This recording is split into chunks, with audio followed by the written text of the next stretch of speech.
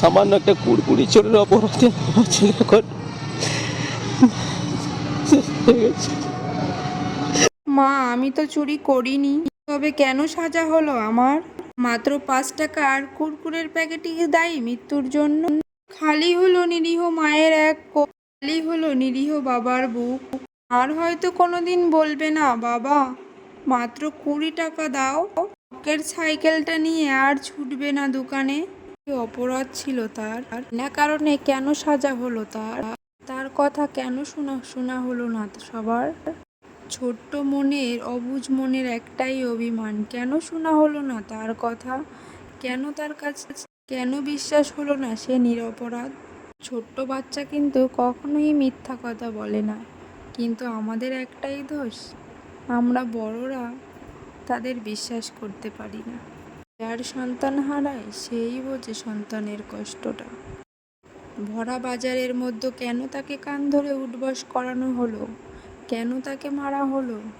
তো বারবার একটা কথাই বলছিল, আমি চুরি করিনি, আমি কুড়িয়ে পেরেছি। সে ছোট হলে কি হবে, সে কিন্তু ছিল বড্ড অভিমানী।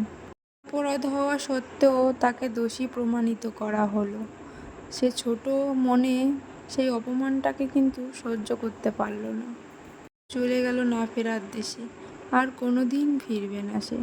তো যাওয়ার আগে সে কিন্তু জানিয়ে গেল, মা আমি তো বলেছিলাম যে আমি চুরি করিনি, আমি চিপসটাকে কুড়িয়ে পেয়েছিলাম দোকানের বাইরে। এবার সবাই কেন আমাকে চোর অপবাদ দিল? কেন চোর অপবাদ নিয়ে আমাকে জীবন হারাতে হলো মা? এটা কি কখনো মানা যায়? মাত্র 5 টাকার জন্য একটা শিশুর নিরীহ জীবন চলে যেতে পারে? এটা কি হতে পারে কখনো? এটাই কি আমাদের সমাজ? ঘটার আগেই সব কিছু খুঁটিয়ে দেখে বিচার করাই ঠিক। কোনো একটা অঘটন ঘটে যাওয়ার পরে বিচার করে তো কোনো লাভ নেই। হয়তো সব ঠিক হয়ে যাবে, কিন্তু সে তো আর ফিরবে না কোনো দিন, আর যাবে না দোকানে চিপস খেতে। শেষ চিপসই খেয়ে সে জীবন হারালো।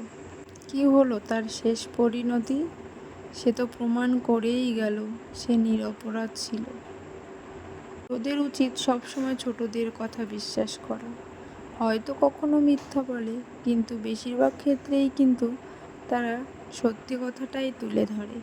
আমরা হয়তো মানতে পারি না যে সত্যি বলছে কি মিথ্যা বলছে।